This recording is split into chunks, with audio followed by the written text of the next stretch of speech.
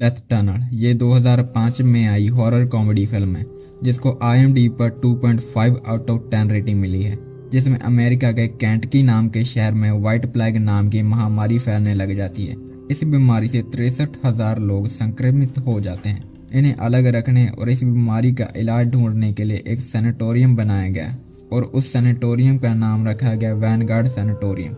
और मरने वाले लोगों की संख्या को बाहरी दुनिया से छिपाने के लिए इस सैनिटोरियम के नीचे 500 फुट लंबी एक टनल बनाई गई, जिसको मरे हुए लोगों के शवों को छुपाने के लिए इस्तेमाल किया गया। इसको डेथ टनल कहा जाता है। कहानी की शुरुआत में पास्ट का सीन दिखाया जाता है, जिसमें एक छोटी बच्ची और उसकी माँ उसी सैनिटोरियम के सामने से गुजर रहे होते हैं, जहाँ पर उसकी माँ अपनी बच्ची को कह रही होती है कि इस जगह कभी भी मत जाना। जवाब में बच्ची पूछती है वहां पर क्यों नहीं जा सकती। तभी कैमरा उसकी माँ के चेहरे पर जाता है तो एक स्केरी फेस वाली औरत दिखती है और कहती है यहाँ पर मैं मरी थी। तभी हमें पता चलता है कि हैदर नाम की लड़की क्लास में सो रही थी और ये उसका एक डरावना सपना होता है। क्लास खत्म होने के बाद एशली नाम की लड़की हैदर के हाथ में एक पार्टी का इनविटेशन कार्ड पकड़ाकर चली जाती। पार्टी का नाम ट्रुथ और स्कैर होता है और सभी को नाइट ड्रेस में आना होगा। हैदर और उसकी फ्रेंड टोरी पार्टी में जाने के लिए तैयार हो जाते हैं। पार्टी में 3 लड़कियां जिनका नाम एशली, डेविन और एलिजाबेथ होता है, वो तीनों हैदर को नीचा दिखाने की कोशिश कर रही होती हैं, क्योंकि एशली का बॉयफ्रेंड रिची और हैदर एक दूसरे को लाइक करने लगते हैं और ये बात एशली को हजम नहीं होती। इसीलिए वो हैदर को बार बार बेइज्जत करने का मौका ढूंढती रहती है। तभी रिची बताता है कि इस पार्टी के मेन इवेंट में एक गेम खेली जाएगी, जिसमें 5 लड़कियां 5 घंटे 5 मंजिलें होंगी और वहां पर इन्हें 5 घंटे बिताने होंगे।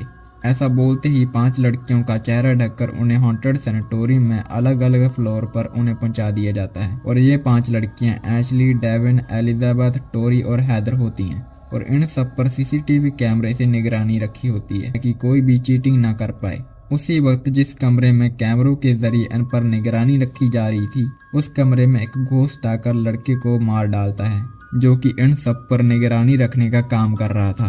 और उसके बाद वही घोस्ट माइक के जरिए उन्हें गेम के रूल्स बताता रहता है। वैनगार्ड सैनिटोरियम में कई साल पहले एक भयानक आग लगने के कारण यहाँ पर एडमिट सारे मरीज उसी आग में जलकर मर जाते हैं। इससे पहले भी महामारी के कारण यहाँ पर करीब 63,000 लोगों की मौत हो चुकी थी और तब से ये सैनिटोरियम हॉन्टेड है। और अब इस सैनिटोरियम में ये 5 लड़कियां फंस चुकी हैं। 3 लड़कियों को अलग अलग फ्लोर पर रखा जाता है, लेकिन हैदर और टोरी दोनों एक ही फ्लोर में साथ होती हैं और इन 5 लड़कियों के ड्रेस पर इनके नाम के पहले लेटर को लिखा जाता है। इन 5 लड़कियों को 5 अलग अलग भूत हॉन्ट करने लगते हैं। डेविन जब दरवाजा खोलने की कोशिश करने लगती है, तभी एक कुल्हाड़ी अपने आप दरवाजे पर वार करने लगती है। उसके बाद डेविन खिड़की के जरिए बाहर निकलने की कोशिश करती है, लेकिन उसी के हाथ पर चोट लग जाती है। दूसरी तरफ कैमरा रूम में रिची आकर अपने दोस्त को ढूंढ रहा होता है, लेकिन उसे तो घोस्ट ने मार डाला था। इसी दौरान एशली कैमरे की तरफ देखकर रिची को नीचा दिखाने लग जाती है और उसे बहुत बुरा भला बोलती है। और एशली कैमरे के आगे अपने कपड़े उतारकर शावर लेने लगती है। तभी शावर में से कोई चिपचिपा तरल पदार्थ एशली के ऊपर बरसने लगता है, लेकिन ये सिर्फ उसका नाइटमेयर होता है। एशली को चिल्लाते देख रिची उसकी तरफ भागा चला जाता है। दूसरी ओर हैदर टोरी को बता रही होती है कि वो यहाँ पर पहले भी आ चुकी है। हैदर उन मरे हुए लोगों के साथ अतीत में जो कुछ भी हुआ उसको फील कर पा रही होती है। तभी टोरी अजीब तरीके से बिहेव करने लगती है, जैसे कि वो पोजेस हो चुकी हो। हैदर के पूछने के बाद टोरी होश में आती है। इस सब में सैनिटोरियम में एक नर्स की आत्मा घूम रही होती है, जिसे हैदर ने देख लिया होता है। वहीं दूसरी ओर एलिजाबेथ को एक लड़की की आत्मा हॉन्ट करती है, जिसे एलिजाबेथ डरकर वहां से भाग जाती है। उधर टोरी को लिफ्ट दूसरे फ्लोर पर ले जाती है और हैदर वहीं पर रह जाती है। अब हैदर और टोरी भी बिछड़ जाती हैं। इसके बाद हम देखते हैं कि एशली की तरफ 2 लड़कियों की आत्माएं आ रही होती हैं, जिन्होंने कपड़े नहीं पहन रखे होते। उन्हें देखकर एशली वहां से भागने लगती है। वहीं रिची भी छत टूटने से उसी फ्लोर पर आ गिरता है, यहाँ पर टोरी होती है। तभी सीन शिफ्ट होता है और हमें एलिजाबेथ को दिखाया जाता है, जैसे कि एक छोटी बच्ची की आत्मा उसे हॉन्ट कर रही होती है। एलिजाबेथ वहां से भागने की कोशिश करती है, लेकिन आगे दरवाज़ा बंद होने के कारण वो आत्मा वहीं पर उसका काम तमाम कर देती है। यानी अब लड़कियां भी 4 बजती हैं और घंटे भी 4 बजते हैं। वहीं पर हैदर को वहां पर अतीत के कुछ दृश्य दिख रहे होते हैं, जिसके बाद एक अजीब सा मास्क पहने हुए एक आदमी हैदर की तरफ बढ़ रहा होता है। इस दौरान हैदर की नज़र बर्फ में जमी हुई एलिजाबेथ की लाश पर पड़ती है।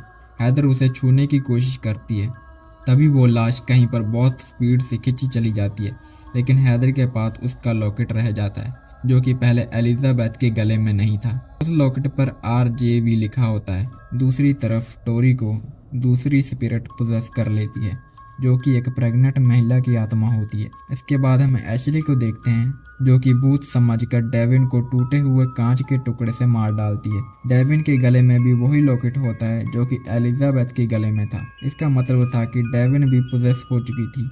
एशली डेविन को वहां पर मरा हुआ देखकर भाग जाती है। इससे हमें पता चलता है कि एशली कितनी सेल्फिश लड़की होती है। डेविन की मदद करने के बजाय वो वहां से भाग जाती है। सीन टोरी की तरफ शिफ्ट होता है। यहाँ पर रिची उसे ढूंढ लेता है, लेकिन अब बहुत देर हो चुकी हो।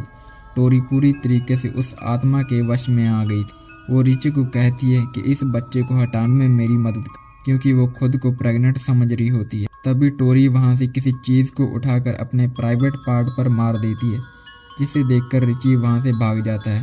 भागते भागते रिची डेविन के पास आ जाता है, जो कि वहां पर मरी पड़ी होती है। पहले की तरह रिची के छूते ही लाश वहां से खींची चली जाती है।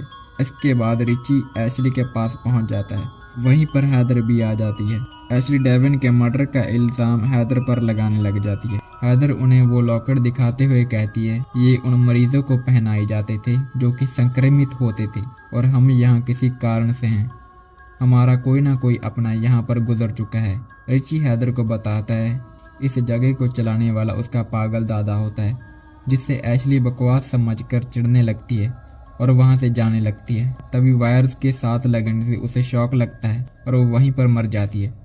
तभी वो मास्क पहना हुआ आदमी उनके पीछे पड़ जाता है, जिसे बचने के लिए वो दोनों रिकॉर्ड रूम में छिप जाते हैं। वहां पर हैदर को पुराना न्यूज़पेपर मिलता है, जिसे पढ़ने के बाद सारे राजों पर से पर्दा उठ जाता है। हैदर को पता लग जाता है कि रिची का दादा वैनगार्ड लोगों की लाशों को जलाने के लिए डेथ टनल का इस्तेमाल करता था। यही नहीं, उसने खुद कई संक्रमित लोगों को मार डाला था और सोचता था कि वो समाज का भला कर रहा है। उन पर इस बात के इल्ज़ाम लगते हैं कि वो झूठ बोल देते थे कि सब ठीक होकर अपने घर चले गए हैं। साथ ही उन पर डेथ रेट छिपाने का इल्ज़ाम लगता है और अय्याशी भरी जिंदगी जीते थे। इसके बारे में रिची को सब पता होता है। इसके बाद रिची बताता है कि ये एशली का आइडिया था यहाँ पर आकर गेम खेलने का, और यहाँ पर पहले रिची के दादाजी का एशली की दादी के साथ अफेयर चल रहा था। इस पर रिची बताता है कि जैसे एशली और डेविन की मौत हुई है, वैसे ही कुछ नर्सें इसी तरीके से मरी थी। इस जगह की अतीत में हुई चीज़ें दोबारा रिपीट हो रही थी। वो 5 आत्माएं इन्हें वैसे ही मार रही होती हैं जैसे वो खुद मरी थी। वहीं पर एक न्यूज़पेपर में ये न्यूज़ होती है कि एक नर्स ने छत से कूदकर अपनी जान दे दी थी, क्योंकि वो बिना शादी के ही प्रेग्नेंट हो गई थी। समाज में बेइज्जत होने के डर से वो ये सब करती है। तभी रिची को टोरी की याद आ जाती है, क्योंकि टोरी वैसे ही एक्ट कर रही होती है। वो दोनों भागकर छत पर जाते हैं। यहाँ पर हैदर और रिची के पहुँचने से पहले ही टोरी अपनी छत से कूदकर जान दे देती है, और अब सिर्फ 1 घंटा ही बचाता है। हैदर और रिची जहाँ से भागने का रास्ता ढूंढ रहे होते हैं, वहीं पर उनके सामने रिची के दादाजी की स्पिरिट आ जाती है, जो इसे कहती है कि वो सिर्फ यहाँ से मरकर ही निकल पाएंगे। उसके बाद वो मास्क पहना हुआ आदमी उन्हें बेहोश कर बाकी मरे हुए लोगों के पास लिटा देता है। जब रिची को होश आता है तब वो हैदर को ढूंढने लगता है। वहीं पर एक स्ट्रेचर पर हैदर बेहोश पड़ी थी। रिची हैदर को होश में लाने के बाद डेथ टनल में से निकलने का फैसला करता है, लेकिन तभी हैदर को उसकी मॉम की आत्मा पोजेस कर लेती है, क्योंकि यहाँ पर हैदर की मॉम की भी डेथ हुई थी। लेकिन रिची उसे हौसला देकर वापस से ठीक कर देता है और वो दोनों वहाँ से बचकर निकल जाते हैं। और इसी के साथ ये कहानी खत्म हो जाती है। आपको ये कहानी कैसी लगी कमेंट करके ज़रूर बताना। मिलते हैं अगली वीडियो में।